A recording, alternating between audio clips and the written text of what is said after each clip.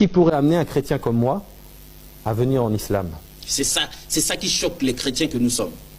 Moi, je le dis avec conviction, la plus grande conviction possible.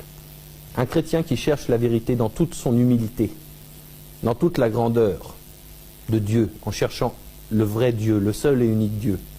Je le dis avec toute la plus grande conviction, que ce chrétien qui a cette flamme en lui, de vouloir chercher cette vérité, il finit par devenir musulman. Automatiquement. Allah le guidera sur le droit chemin. Inéluctablement. Moi, pour peu qu'il soit sincère dans sa recherche. Oui, pas l'aveuglement. Si vous voulez, la croyance aveugle en une chose qu'on ne maîtrise pas, c'est-à-dire, bon, moi je vois beaucoup de chrétiens, je leur dis par exemple, on va parler d'un sujet qui est simple, c'est-à-dire qui nous différencie, nous, des musulmans, la divinité de Christ.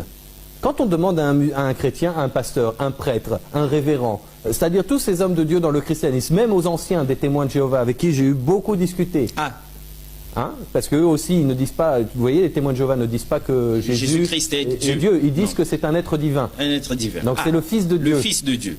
Mais que ça. Voilà. Pas Dieu moi, je lui-même. veux juste qu'on me donne un seul verset.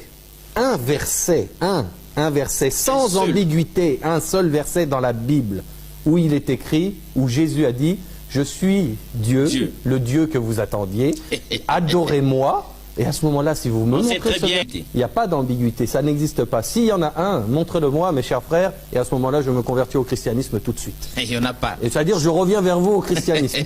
Il n'y en a pas. Il n'est pas.